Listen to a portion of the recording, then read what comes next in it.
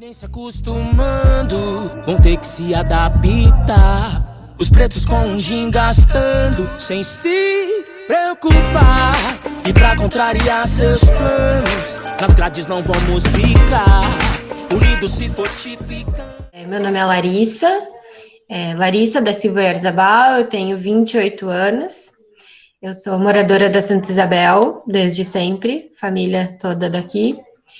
E eu sou professora de geografia, formada pela URGS, e agora sou mestranda em geografia também pela URGS. Meu nome é Jennifer Dutra, tenho 25 anos, sou jornalista, graduada pela URGS. Atualmente eu trabalho como editora de imagens no Grupo RBS, especificamente no Globo Esporte RS. Meu nome é Silvia, eu sou moradora de Viamão, tá? Aos meus 40 anos de idade. Eu sou técnica de educações pelo Parobé, formada em educação física na UBRA, Canoas, e tenho pós em filosofia pela PUC. A geografia, ela me puxou por causa das análises que eu via de geopolítica, né? Então, quando eu escolhi geografia, eu achei que eu ia ser uma grande analista de geopolítica. E coisas que mudaram depois ao longo do curso, né? Mas pensando principalmente já na questão da licenciatura, né? Eu sou filha de professores, então tinha essa função da licenciatura ser uma coisa muito presente dentro de casa, e daí juntou as duas coisas, a licenciatura com a geografia.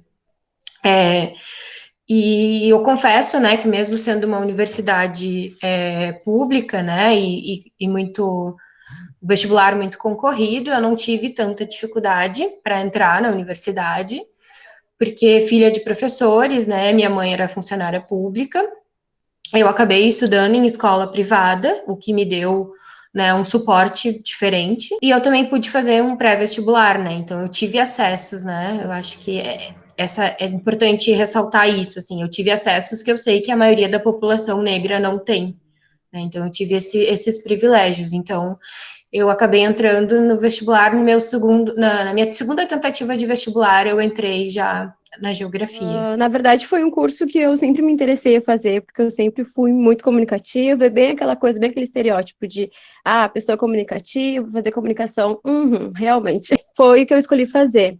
E super me identifiquei com o curso de jornalismo, mas eu confesso que, diferente da Lari, eu não tive alguns privilégios, assim, no sentido de suporte ali nos estudos. A minha mãe também é graduada, então o apoio em casa eu sempre tive, mas para ingressar, na verdade, até o conhecimento de vestibular e coisa, foi uma coisa que eu fui conhecer lá no último ano do ensino médio. A gente não ouvia falar muito. Então, eu tive bastante dificuldade, assim, sabe? É um caminho meio solitário de tu investigar como funciona, como não funciona.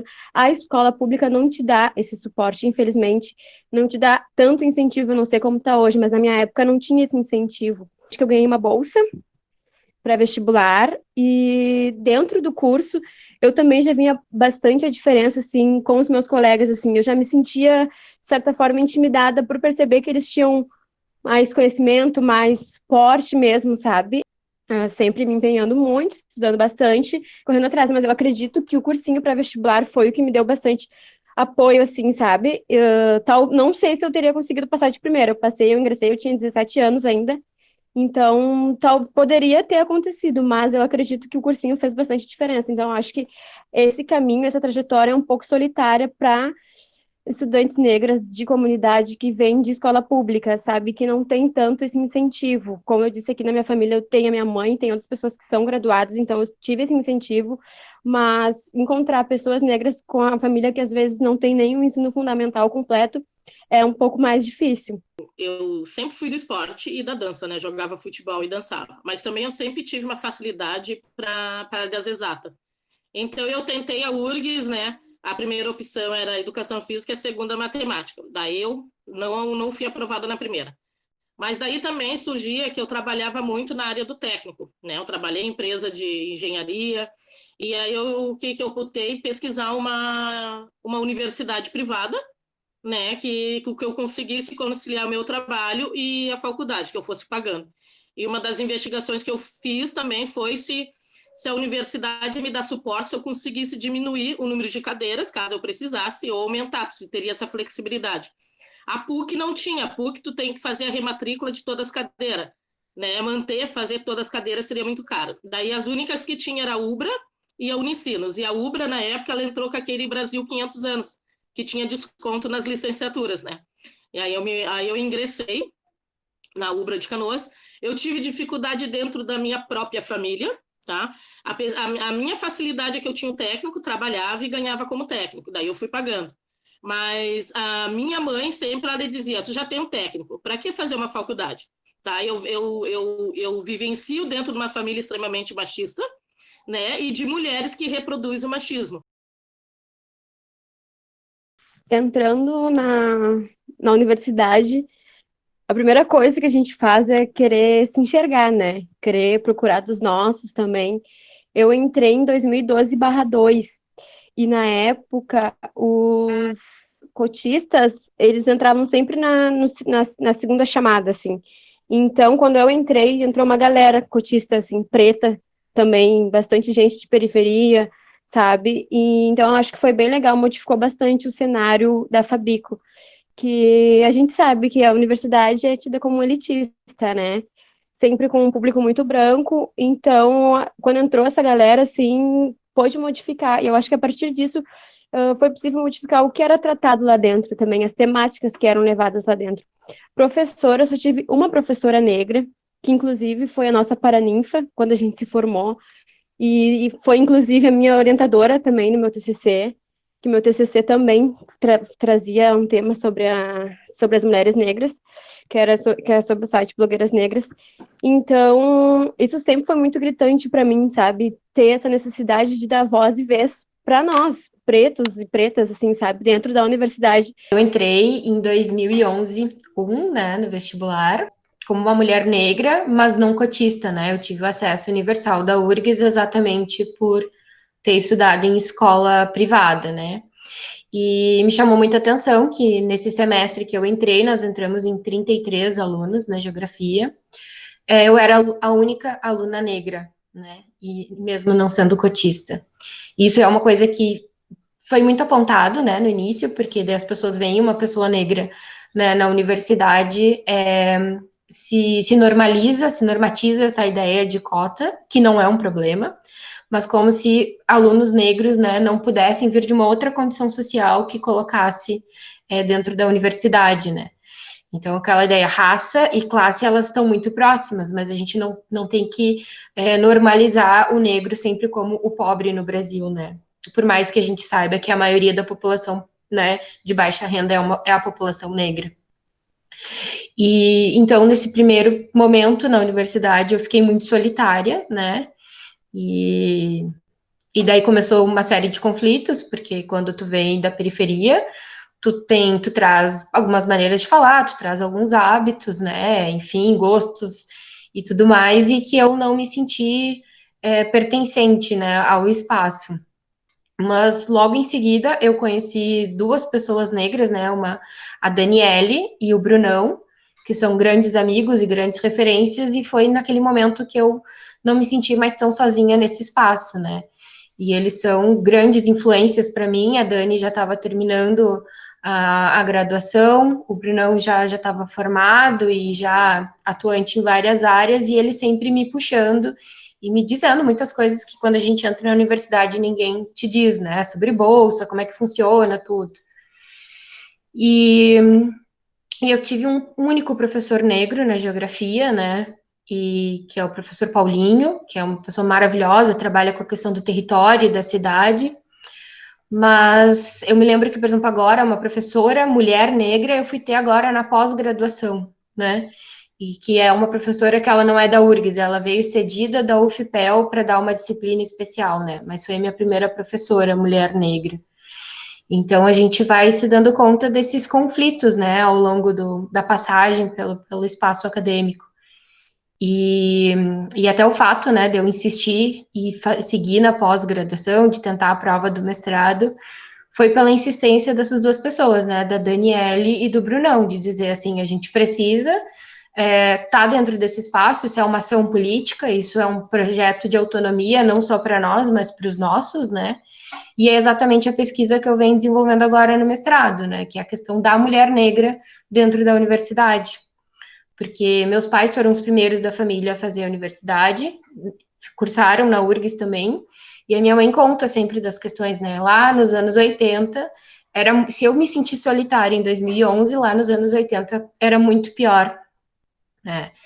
Então, exatamente por isso, por ver essa ausência de professores negros, né, e ter noção de que a URGS, com 3 mil professores, 1% só dos docentes são professores negros, é todo esse processo, né, de invisibilidade, de ver como é que a ciência se reproduz de uma forma tão racista, né. Eu tive, como diz, professores negros, brancos, mestiço, né, mas assim, ó, era um quadro de professores maravilhosos que eu peguei na UBRA na época, né.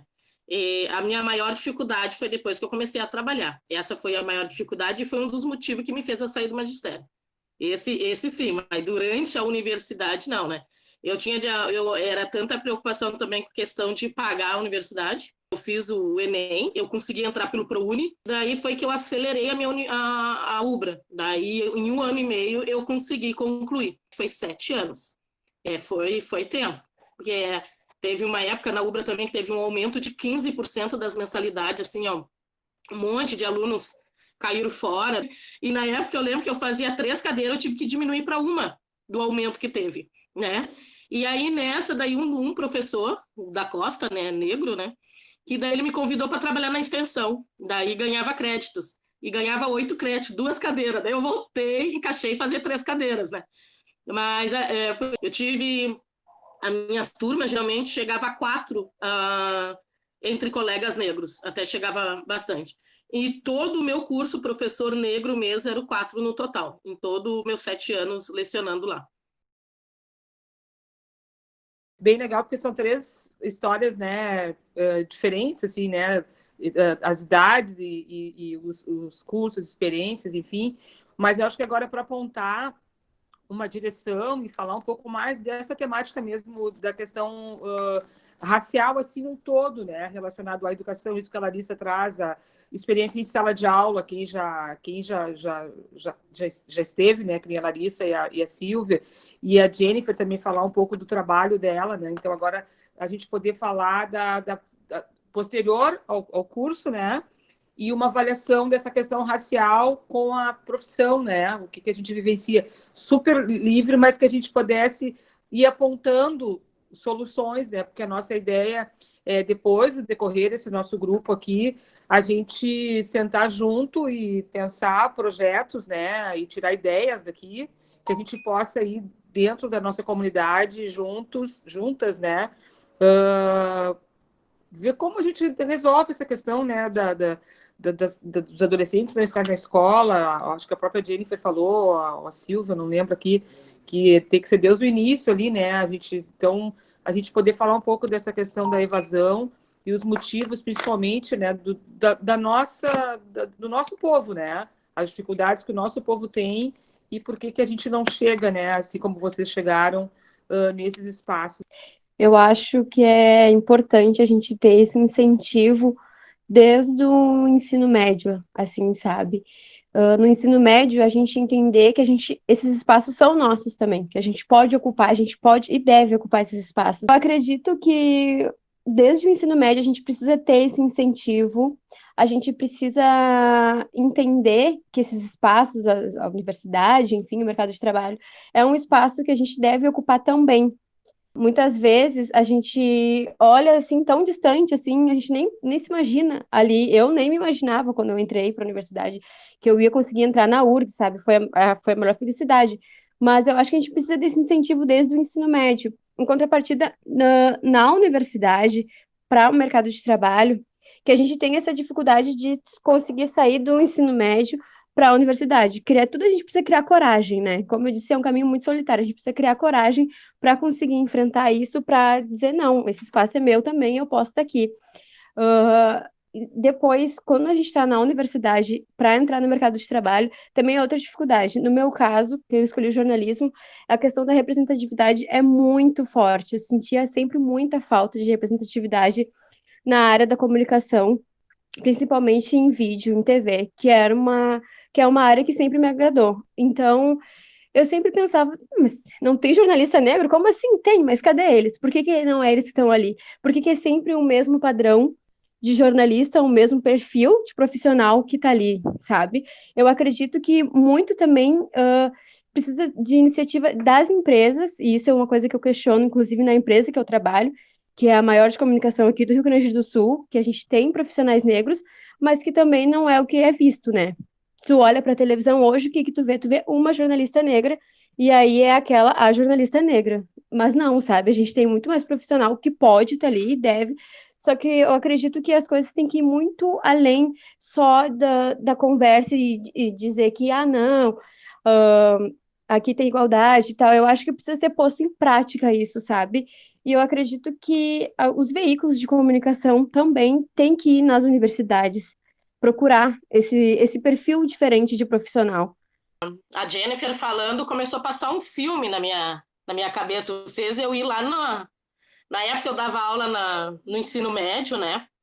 As tuas colocações, elas são perfeitas, tuas colocações, é perfeita as tuas angústias, né? Mas o que está por detrás disso, né? Nós temos uma evasão enorme da população negra no ensino médio. Cada turma chega no máximo, às vezes, 3 alunos, 2, 1, dentro do próprio ensino médio, né? Então, isso já resulta lá na universidade, porque chega pouco. Tá? Mas o que está por detrás desses alunos, tá? Dessa evasão? Com certeza envolve a questão família. Até depois, Fátima, se você quiser fazer alguma coisa sobre professores negros atuando nas escolas, é muito interessante. Dentro das escolas, tá um projeto, está fluindo, eles vêm com tudo para tirar, não iniciar. Teve um projeto que eu fiz com meus alunos, com a questão da negritude. Penduraram cartaz, fizeram uma apresentação. Eu chegar no outro dia na escola, eles arrancaram tudo. Por isso, hoje, né, que eu não disse no início, né, que eu faço parte do movimento negro Umbuto Cama, uma das minhas ansiedades é essa, é começar a trazer projeto onde nós nos fortalecemos, que isso entra com força dentro das escolas. Como é que nós podemos seguir a universidade? Nós temos que abrir mão de muitas coisas. É de noite, é de festa, é como às vezes não ter dinheiro para o xerox, não ter dinheiro para o lanche, é tu fazer um pão em casa para poder levar, né? E muito dos povos negros que começam a estudar, eles querem seguir o status deles. E nós sabemos que se nós seguir o status deles, a gente não chega na linha de chegada. A gente não chega. A gente tem que tapar o olho para toda essa tentação que eles começam a nos dar, para que a gente consiga chegar no final do curso. E as tentações são grandes, né? Não tem quem não passa por curso, não diga que não tem várias tentações que façam a gente desistir ou seguir o status deles, depois a gente não consegue nem sustentar a universidade.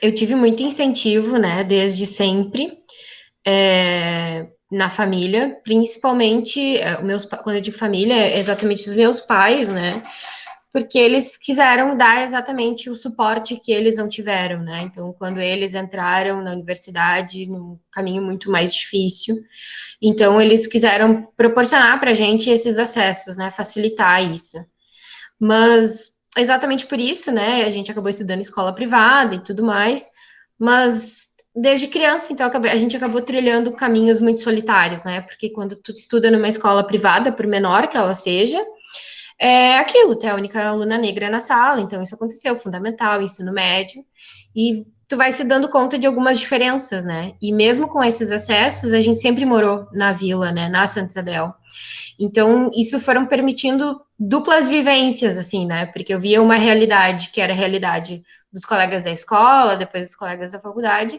e eu tinha outra realidade na vila, e também outra realidade do resto da família, né, e eu acho que isso às vezes cria uma sensibilidade. E acho que exatamente pela minha mãe ser professora e ter trabalhado toda a vida dela numa mesma escola pública, né, na periferia, na Lomba do Pinheiro, né, com uma realidade, eu lembro quando a gente era criança, muito mais cruel, né, e depois, graças, assim, as mudanças políticas, né, políticas públicas, essa realidade mudou muito, eu vi sempre o que a minha mãe fazia no trabalho dela, né, e eu lembro sempre da mãe falar para os alunos dela, já, né, pensando na escola do município, então trabalhando com alunos do fundamental, já falando de vestibular, de possibilidades que eles tinham, né, e sempre falando da questão do estudo, né, do estudo como uma porta de mudança e de acesso. E acho que a escolha pela licenciatura foi exatamente essa. E daí, da graduação, eu passei pelo PIBID, né, que é o único programa que existia focado para licenciatura, então eu também trabalhei em escola pública, eu dei aula particular para muitos alunos de escolas privadas de alta renda, assim, de Porto Alegre, mas sempre tentando fazer essa análise da geografia, né, que permite, né, da sociedade, o quanto ela é diversa, o quanto ela é desigual, e levando essa realidade. E quando eu, né, o fato de insistir, né, na vida acadêmica e entrar pro mestrado, foi quando eu fiquei pensando, né, assim, a educação básica, ela é muito difícil, mas também tem muita dificuldade dentro da universidade, né, e eu vi que, de repente, só a graduação para mim não ia ser suficiente, que eu deveria dar sequência em mestrado e doutorado e me tornar professora universitária para, de repente, mudar algumas das estruturas dentro, né, da universidade. E é o meu projeto no momento. E hoje, agora, eu sou professora no pré-vestibular popular, porque é uma coisa que eu posso fazer com a bolsa. É um pré-vestibular que tem exatamente essa ideia, né, focado em alunos negros, que é o pré-vestibular Dandara dos Palmares, que funciona como um projeto de extensão dentro do Instituto Federal. Então, são alunos, na sua maioria, negro, a ideia é que tenha a maioria de professores negros para bater na questão da representatividade, e a gente mostrar todos os acessos, né? Aquilo que a Dani e o Brunão fizeram comigo, né? Eu estou tentando agora, através do Dandara, trazer para esses alunos, né? Porque a gente sabe que é muito difícil, né? Depende dessa sorte de ter um professor na escola que fale sobre as possibilidades. Então, através do cursinho, eu estou seguindo, né? Então, a minha ideia é essa, um projeto político para os nossos, né, de autonomia através do ensino, assim. Te agradeço, né, Fátima, pelo convite. Tá? É interessante realmente a gente escutar e ver, assim, jovens, é tão bom escutar jovens, assim. Mas eu aproveito, tá, já faço o convite às meninas, né, fazer parte, participar da nossa formação interna do Movimento Negro Umbutucama, tá, estão convidadas. Isso. Prazer em conhecer, viu, gurias? Gostaria de agradecer a Fátima e a Marina mais uma vez pelo convite, fiquei muito feliz em participar, em conhecer as meninas. A Lari eu já conhecia um pouquinho, conhecer a Silvia, obrigada pelo convite também. É muito bom ouvir história de mulheres negras que passam por outras coisas, sabe? Não é tudo igual. A Lari veio de um lugar, ingressou na universidade de uma forma, a Silvia de outra, estudou em universidade privada, então são diversas histórias e eu acho que é importante a gente saber disso. Achei muito legal a iniciativa de vocês. Acho que também é interessante, já que a gente está falando então de todos os meios, de repente continuar esse projeto, conversar com professores, homens, negros também, e quem sabe alunos do pré-vestibular, alunos do ensino médio, para saber também qual a ansiedade deles, qual a dificuldade que eles enxergam. Eu falei coisas de experiência minha de anos atrás, agora com as coisas mais evoluídas devem ter outras ansiedades. Enfim, uma sugestão que fica aí. Então, muito obrigada, gurias, que continuem com esse projeto que tá bem bacana mesmo. Beijão, prazer em conhecer. Então, eu agradeço de novo, né, a Fátima e a Marina pelo convite. A Fátima me conhece desde criancinha, né, conheço a Marina, tantas fotos da gente em aniversário, criança, e essa realidade, né, a Fátima e a mãe estudaram juntas, o pai da Jennifer era a família vizinha dos meus avós, ali de onde eu morava também.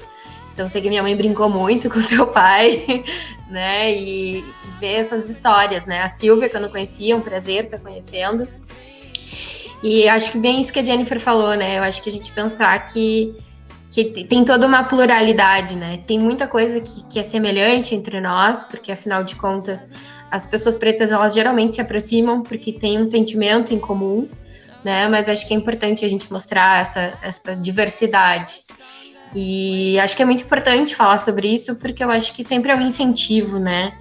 Eu acho que toda vez que alguém vê, tipo, tem um meu lá, é mostrar que é possível, né? O caminho é muito difícil, por vários motivos, né? Mas que é possível, e acho que incentivo é tudo que a gente precisa, né? Em momentos como esse. Tanta falta de esperança, né? E então é isso, né? Só agradecer e tamo aí, pro que precisar. E acho que a gente sempre tem muita pauta e muita coisa para falar, né? E agradecer, que senão eu fico falando.